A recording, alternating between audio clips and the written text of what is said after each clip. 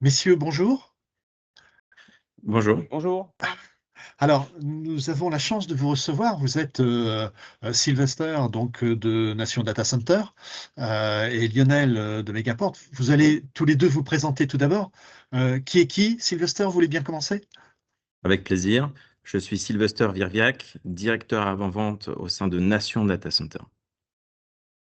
Et Lionel? Et moi, je suis Lionel David, je suis architecte solution ou avant-vente pour Megaport et je suis basé en France. Mais Megaport, c'est 600 personnes dans le monde, mais fais partie de l'équipe française. Tout à fait. Alors, nous échangeons dans le cadre d'un partenariat que vous avez signé récemment entre vous, qui associe donc NDC avec donc Megaport. On va revenir dessus. On va peut-être rappeler d'abord que NDC, ce sont des data centers. Absolument. Donc, NDC, Nation Data Center, est une filiale du groupe Altaria Cogedim, qui est lui-même un des leaders français dans le secteur du logement, de l'immobilier d'entreprise, la logistique urbaine et du commerce, notamment à travers l'exploitation de centres commerciaux. C'est un groupe qui dispose aujourd'hui d'un actionnariat majoritairement français, et ce qui est un point de différenciation aujourd'hui pour Nation Data Center, car cet actionnariat majoritairement français n'est pas le cas pour la majorité des acteurs du marché du data center. Nation Data Center va opérer des infrastructures data center exclusivement sur le territoire français, avec une énergie issue à 100% de sources renouvelables produites en France, ce qui permet pour nos clients d'apporter de la visibilité sur la localisation des data centers et de leurs données, la visibilité également sur les cadres réglementaires qui sont applicables et sur la maîtrise opérationnelle des environnements d'hébergement. On intervient dans la conception, la construction et l'exploitation de data centers neutres dans toute la France. Donc, nous avons des data centers en développement en région parisienne, mais également en activité, notamment à Rennes et du côté de Rouen. Nous avons une offre qui est diverse. D'une part, des data centers dits edge et de colocation, qui vont de quelques mégawatts jusqu'à plusieurs dizaines de mégawatts, dont les clients cibles sont à la fois des grandes entreprises, mais aussi des entreprises locales, des ETI, des acteurs publics et des acteurs de l'intelligence artificielle. À ce titre, nous avons 2 data centers en exploitation à Rennes aujourd'hui.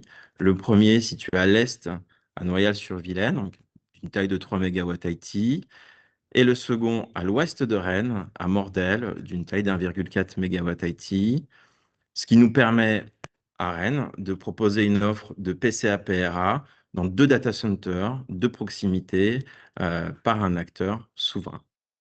En parallèle, nous avons 2 data centers qui sont en cours de développement. Donc, un premier à Paris de 7 MW IT du côté de Vélizy, dont nous venons tout juste de lancer la construction. Donc, je vous donne l'information en toute pas confidence, mais en toute exclusivité. C'est trop tard pour la confidentialité, là. Non, en toute exclusivité. Bah, Et on a un second projet en cours de développement également du côté de Rouen, à Val-de-Reuil, pour 14 MW, dédié exclusivement à l'intelligence artificielle et la haute densité. Et d'autre part, nous avons une activité hyperscale pour laquelle nous allons développer des data centers allant d'une centaine jusqu'à plusieurs centaines de mégawatts, pour lesquels les clients cibles seront des hyperscalers internationaux et des acteurs de l'IA. Pour vous donner l'exemple, nous avons aujourd'hui un data center à Bordeaux, dont nous avons communiqué récemment, d'une capacité de 400 MW. tout à fait. Merci, Sylvester. Lionel, alors, Megaport, on ne vous connaît pas trop non plus. Vous êtes dans un domaine qui n'est pas forcément très visible et qui est pourtant essentiel.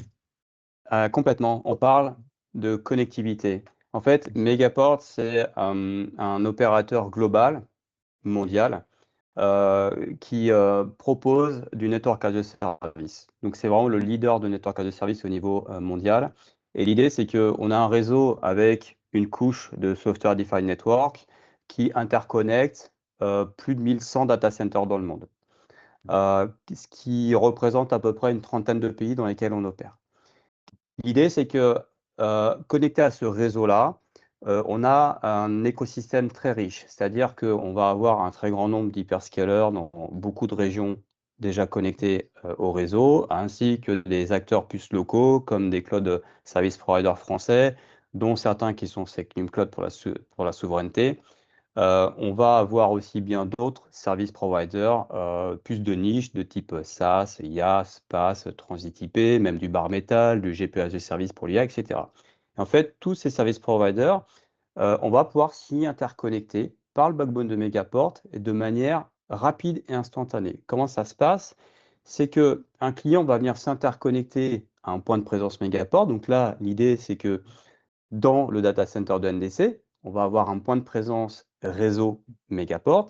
On va avoir le client qui s'interconnectera à ce point de présence. Et à partir du moment où cette interconnexion est établie, le client a accès à une plateforme, c'est notre portail.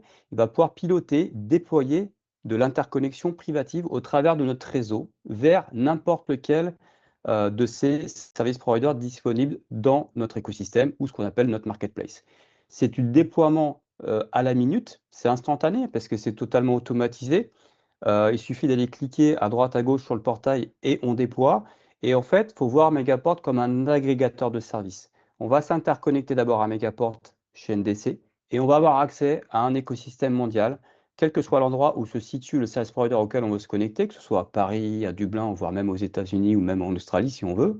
Eh bien, on va pouvoir déployer un grand nombre d'interconnexions privatives depuis ce port d'accès. C'est ce qu'on appelle des virtual cross-connect, c'est des points à points qui vont traverser le backbone de Megaport, qui vont se déployer à la minute. En gros, on bypass totalement Internet. Donc, on va ajouter de la sécurité et des performances qui seront prédictibles, optimales en termes de débit.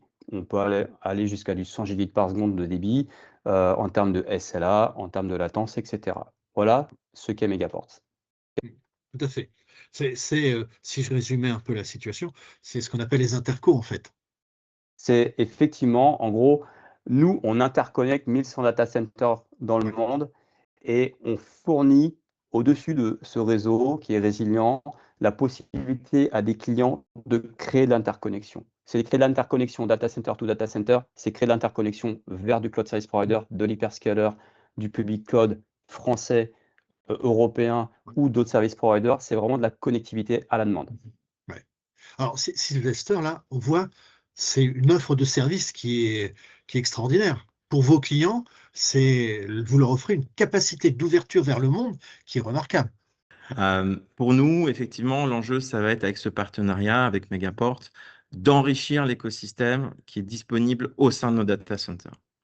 Nation Data Center est totalement neutre vis-à-vis des opérateurs et des plateformes d'interconnexion, c'est-à-dire que les clients sont libres de choisir l'opérateur et le partenaire avec lequel ils souhaitent travailler. Notre rôle est de leur permettre d'avoir accès à un maximum de services et d'options de connectivité. Et donc, Megaport va venir ajouter une couche supplémentaire de services, d'accès à son écosystème de services mondial, incluant l'interconnexion des cloud service providers qui aujourd'hui ne sont pas déployés en direct dans nos data centers. Ce qui, pour nos clients, fondamentalement, signifie plus de flexibilité et de possibilités pour interconnecter leur infrastructure IT. Est-ce qu'il y a également, Sylvester, un lien entre le fait l'exemple de Rennes est significatif, vous avez 2 data centers, Megaport va vous accompagner aussi sur la connexion entre les 2? Alors effectivement, c'est un des avantages d'avoir Megaport en point de présence sur la majorité de nos data centers, c'est justement de pouvoir accéder via un seul opérateur à accéder eh bien, à le même service, le même niveau de service, le même partenaire et une interconnexion entre deux data centers. Encore une fois, on est neutre, on facilite l'arrivée des opérateurs. Nous travaillons avec des opérateurs internationaux, nationaux et locaux. Aujourd'hui, Megaport s'inscrit dans ce cadre. Lionel, c'est facile à déployer? C'est très facile. Donc, je vais compléter ce que Sylvester vient d'expliquer. Effectivement, le gros avantage, c'est qu'on vient amener, grâce à la présence de ce point de présence Megaport chez NDC, cet écosystème mondial, mais aussi français et européen. Évidemment, voilà, on n'est pas du tout limité de manière géographique à ce à quoi on peut aller s'interconnecter, mais on a évidemment aussi beaucoup de demandes et des tendances à la souveraineté, à se connecter à des providers plus locaux, etc. Et c'est ce qu'on a essayé justement de pousser depuis quelques années avec l'équipe Megaport France. Donc l'idée, c'est qu'on apporte cet écosystème chez NDC. Donc les clients, finalement, n'ont même pas besoin, lorsqu'on parle de connectivité privée, d'aller créer des points de présence dans les hubs principaux qui sont à Paris ou à Marseille, etc., pour aller ensuite chercher de la connectivité privée avec des providers. L'idée, c'est que nous, on leur ramène cette connectivité-là et cette simplicité d'interconnexion avec ces providers, parce qu'on a beaucoup de tendances actuellement, que ce soit du move to cloud, l'adoption d'IA, etc. Et nous, en fait, on amène vraiment cette autoroute, ce backbone résilient à NDC pour que les clients puissent euh, s'interconnecter avec les providers chez lesquels ils utilisent des services ou ils hébergent de la donnée, etc. Et en fait, les bénéfices majeurs vraiment de ce modèle-là, parce que je le rappelle, c'est vraiment automatisé, programmé, c'est un réseau network as a service. En fait, premièrement, il y a cette agrégation de services. En fait, depuis mon port d'interconnexion à NDC, je vais pouvoir créer un très grand nombre d'interconnexions d'extensions réseau vers des service providers, une centaine par port d'interconnexion. Donc, je peux vraiment aller déployer ou faire évoluer mon réseau au niveau WAN en m'interconnectant de manière privative à beaucoup de service providers. Je vais avoir des performances et des latences et des SLA qui vont venir avec, hein, parce que je bypass totalement Internet. Donc, je suis vraiment sur un réseau avec des performances qui sont prédictibles. Je vais avoir une réduction du CAPEX aussi, parce que je n'ai pas besoin d'aller créer un point de présence à droite ou à gauche pour pouvoir m'interconnecter de manière privative. Non, non, je suis directement à un cross-connect près chez NDC pour m'interconnecter à tout cet environnement. Il y a aussi une information assez importante, c'est la granularité de nos services, c'est-à-dire que je n'ai pas besoin d'aller m'interconnecter ou de construire une interconnexion réseau à 1 giga, 10 gigas, 40, etc. Là, avec Megaport, je vais m'interconnecter en local avec un port d'accès. Alors lui, il va être en 1 giga, 10 gigas, 100 gigas, mais c'est juste un port d'accès, c'est juste une agrégation de services. Et puis derrière, je vais pouvoir déployer des services qui, eux, vont être à 20 mégas, 50 mégas, 100 mégas. En fait, je vais déployer ce dont j'ai besoin. Et finalement, cette granularité me permet de payer le prix juste en fonction de mes besoins. Donc en fait, je vais déployer, si j'ai besoin de me connecter à tel provider à hauteur de 100 mégas parce que tel est mon besoin initial, bah, je vais le faire de cette manière-là. Et l'avantage derrière de Megaport, c'est qu'il y a cette évolutivité, cette flexibilité de pouvoir modifier ses capacités. Donc, je peux démarrer de manière granulaire et je peux augmenter mes débits en fonction de mes besoins et donc faire évoluer mon architecture WAN en fonction de mes besoins, que ce soit en termes de capacité ou en termes de service provider auquel je veux me connecter. Parce que ma stratégie, à un moment donné, elle peut être dans le move to cloud avec un premier cloud service provider, puis un deuxième, puis un troisième. Je peux devenir multi-cloud assez rapidement. Et tout ça, je vais pouvoir le retrouver de manière assez simple en termes de connectivité via Megaport. Donc, on réduit aussi une complexité de construction réseau. Et donc, c'est vraiment cette idée d'amener cette simplification réseau et cet écosystème directement chez NDC. Et alors, à l'inverse, là, je parle beaucoup d'amener l'écosystème mondial ou national vers NDC en région, à Rennes, ici par exemple, dans ce premier cas de figure, mais on a aussi la possibilité d'avoir une entreprise qui vient se connecter à Megaport, qui est chez NDC, et qui veut elle-même publier dans la marketplace de Megaport, donc dans l'écosystème de Megaport, ses propres services. Ce qui veut dire qu'elle est joignable elle-même, elle fait partie elle-même de l'écosystème mondial de Megaport, de l'écosystème mondial en général numérique, parce qu'elle peut fournir ses services au travers de Megaport à n'importe quel client Megaport au travers le monde. On a plus de 3000 clients, donc il y a du potentiel. Tout à fait. Sylvester, un des reproches qui est fait par les clients sur les parties réseau au sein des data centers, c'est la complexité sur les tarifications, sur les modèles, etc. J'imagine que pour vos clients, l'arrivée de Megaport, c'est une simplification et qui doit être en même temps intégrée sur une seule ligne de facturation. Effectivement. Et c'est là que c'est fantastique parce que Nation Data Center fournit la couche physique de l'interconnexion entre Megaport et le client. Concrètement, cela passe par un cross-connect. Donc, c'est une seule ligne, un seul bon de commande. C'est une liaison fibre entre la baie du client et le point de présence Megaport. Pour prendre une image, en fait, on fournit le tuyau qui relie le client à Megaport et dans lequel transitent les données. Vu qu'il s'agit d'une couche physique, on n'a aucun visu sur la donnée qui transite par ces liaisons, ce qui facilite en fait grandement toutes les discussions et notamment tout ce qui va être la compliance à la RGPD, aux différentes réglementations et au suivi de la sécurité. C'est Megaport qui va porter la couche réseau et les services associés. Et donc, en fait, le client va souscrire directement ce service auprès de Megaport. D'accord, ok.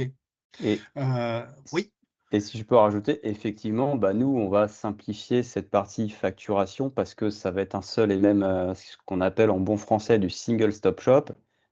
On va utiliser Megaport pour s'interconnecter à différents providers. Donc, effectivement, on va simplifier cette notion-là. Et c'est vrai qu'il y a la construction physique au départ chez NDC avec un cross-connect. Et puis après, on va avoir le client qui va uniquement avoir besoin de se connecter au portail. Alors, ça peut être aussi techniquement par de l'automatisation, par des requêtes API ou même par du Terraform, hein. Tout est automatisable avec Megaport. Mais l'idée, c'est que c'est le client qui va maîtriser lui-même le déploiement de ses services, et ses services d'accès, de sa connectivité. Donc, c'est lui qui va maîtriser les coûts, c'est lui qui va maîtriser en fait sa facturation directement. Donc là, il y a aussi, je pense, une simplification à ce niveau-là.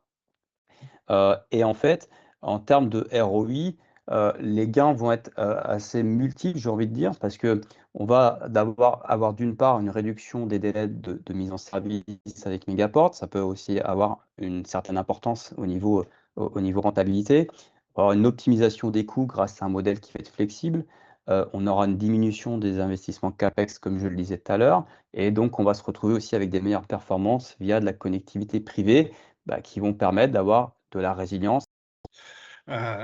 c'est un point important qui vient d'être évoqué. On sait que régulièrement, en particulier sur les publics de PME qui sont parmi les publics les plus importants dès qu'on quitte la région parisienne, et NDC a cette particularité d'avoir une ambition française, donc de se répartir sur tous les territoires.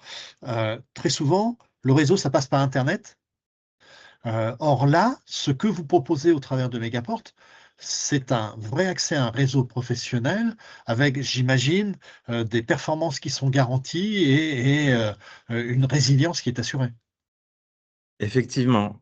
Donc, du côté de Nation Data Center, la résilience va être principalement physique, puisque c'est ce qu'on va implémenter en fait entre le client et Megaport.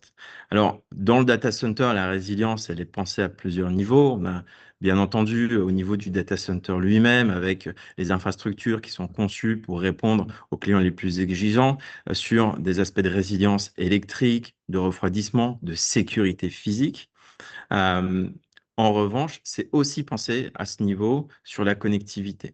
Par exemple, aujourd'hui, tous nos sites disposent de plusieurs arrivées fibres distinctes, ce qui nous permet de garantir des chemins complètement séparés et redondants pour faire acheminer les fibres et donc les services réseau par l'extérieur. Mais ça continue à l'intérieur du data center. Nous avons plusieurs locaux opérateurs qui sont situés à des endroits stratégiques du data center, qui sont distincts, de plusieurs meet-me rooms qui servent de point d'interconnexion, justement pour ces cross-connects, ce qui nous permet de diversifier les chemins des fibres à l'extérieur et à l'intérieur de nos data centers. Parce qu'on sépare justement les différents environnements, on s'assure de la sécurité parce qu'on sait qui est intervenu à quel endroit et pourquoi. Justement, on sépare les accès pour s'assurer que seules les personnes qui sont habilitées à intervenir dans un local y interviennent. OK. Lionel, peut-être sur la Oui, partie résilience et ouais, sécurité, c'est un ouais. point important. Alors, ce qu'il faut vraiment effectivement retenir, c'est qu'en termes de construction réseau, Megaport, tous les points de présence sont résilients et interconnectés, mais résilientes les uns aux autres. Et effectivement, on fait toujours le travail d'éviter tout SPOF sur les interconnexions de nos points de présence. Donc, effectivement, on va avoir un réseau Megaport, qui lui-même est ultra résilient. et qui va permettre notamment d'être un provider qui va être certifié pour fournir les plus hauts SLA de connectivité vers, par exemple, les hyperscalers. On parle du 4.9 de connectivité avec de l'AWS, par exemple, ou avec un OVH, etc. Eh bien, ça, c'est complètement possible avec Megaport. En termes de On va juste sécurité, rappeler, si je peux me permettre, oui, on parle ouais, bien sûr. d'hyperscaler, on parle de tout ça, c'est bien beau. Pour le client, ce qui est important, c'est une connectivité assurée à son cloud, Ouais, finalement. C'est-à-dire soit chez Microsoft, soit chez Amazon oui, oui, ou bah, Google. en fait, c'est de ça dont je parle là, Tout à effectivement. fait. Alors, j'ai envie de dire que c'est le gros du gros par rapport à ce que Oui. les clients viennent chercher chez Megaport, c'est aller se connecter à du cloud. Donc, moi, effectivement, on appelle cela les gros, les hyperscalers. J'inclus OVH dedans. Effectivement, c'est le principal des demandes des grandes entreprises, des moyennes et petites entreprises aussi. Et d'ailleurs, c'est intéressant parce que je vais rebondir sur ce on a évoqué rapidement tout à l'heure en termes de coûts. Ce qu'il faut savoir, c'est que si on compare un accès par Internet à un accès par de la connectivité privée, en fait, avec la connectivité privée, on va avoir des coûts supplémentaires en fait, en termes de services. Ça, c'est une chose. Ceci dit, euh, avec les cloud service providers, avec une majorité d'entre eux, on a ce qu'on appelle des coûts en sortie sur Internet qui sont très, très élevés. Et au final, et c'est pour ça que c'est intéressant de parler des petites moyennes entreprises aussi, mais quand on commence à atteindre des valeurs à hauteur de 50 ou 75 mégabits par seconde en continu en termes de consommation, eh bien, ça va devenir plus intéressant de se connecter par la connectivité privée que par de l'Internet. Donc là, il y a quand même un shift qui est super intéressant pour les entreprises parce que passer par la connectivité privée, eh ben, il y a le coût au pire à ISO que de l'Internet, si on parle de ces petits débits-là, mais en plus, on va vraiment avoir plus de performance, comme on l'a dit tout à l'heure. Et évidemment, on va améliorer la sécurité. En fait, on passe par un réseau qui est ISO 27001, qui est GRPD ou RGPD, etc.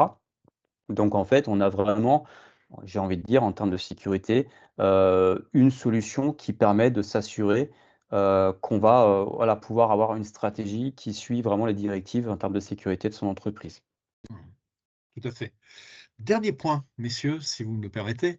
Vous savez qu'on est en train de surfer sur une vague qui s'appelle la vague de l'IA.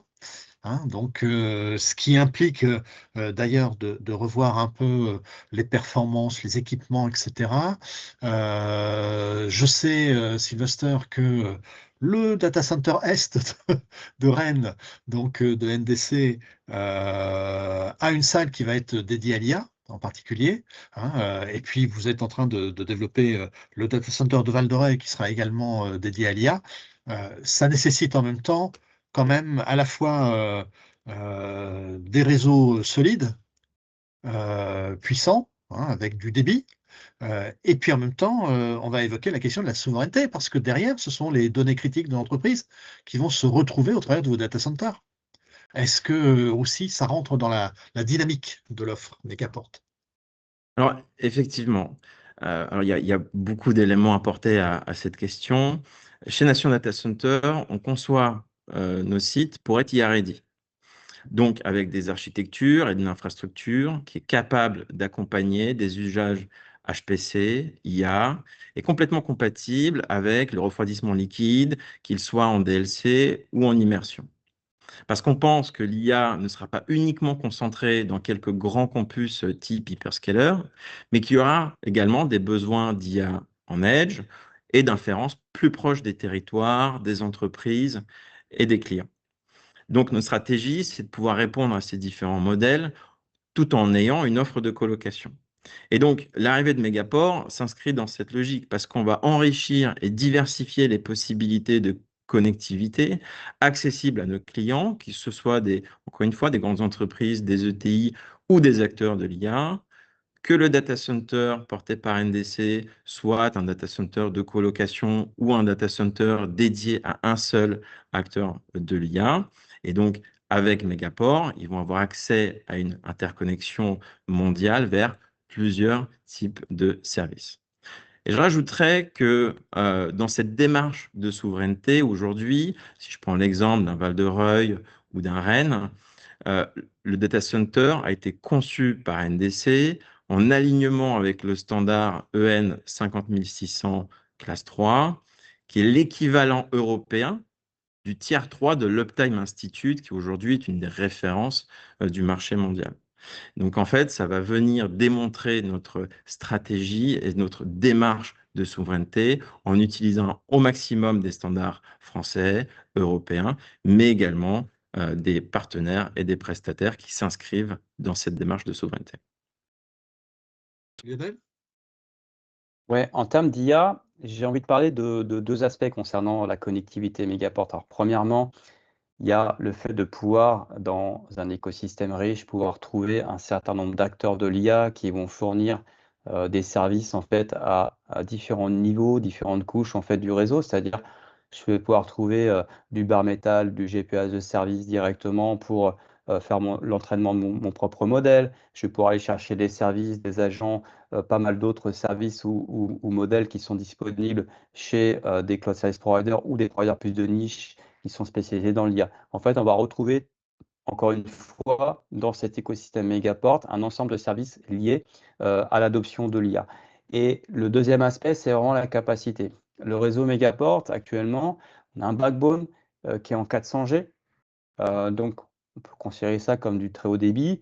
On a des zones métro dans lesquelles on est en train de démarrer les déploiements en 800G. Et on sait que l'IA, dans certains aspects en fait, de la chaîne de déploiement, de modèles, etc., on a besoin d'entraînement, on a besoin de très haut débit. Et en fait, Megaport, la force que peut avoir Megaport là-dedans, c'est que on a ce côté un peu en pay-as-you-go, en mode temporaire, puisque Megaport, on peut créer de l'interconnexion d'un point A à un point B en long terme, mais on peut aussi la créer en fait sans engagement. Et l'idée, c'est qu'en IA, on va avoir effectivement une période d'entraînement où on va avoir besoin d'énormément de capacité. J'ai besoin d'un 100 gigabits par seconde entre deux data centers ou entre mon data center NDC et puis un service en fait analytique, etc., qui est hébergé chez un cloud provider. Je vais pouvoir monter cette interconnexion à très haut débit de manière temporaire jusqu'à en fait arriver à un stade plutôt d'inférence où là, je veux pouvoir diminuer le débit nécessaire à mon modèle. Merci, messieurs. De belles perspectives d'ouverture pour les clients d'NDC et sur la base d'un réseau particulièrement bien pensé de la part de Megaport. Donc, je crois que c'est une offre à suivre et un partenariat gagnant-gagnant. Vous êtes d'accord tous les deux? Complètement Absolument. aligné sur le partenariat gagnant-gagnant, effectivement, ouais. Oui, heureusement quand même. Allez, merci à vous et puis à suivre pour une autre fois. Merci. Merci. Merci.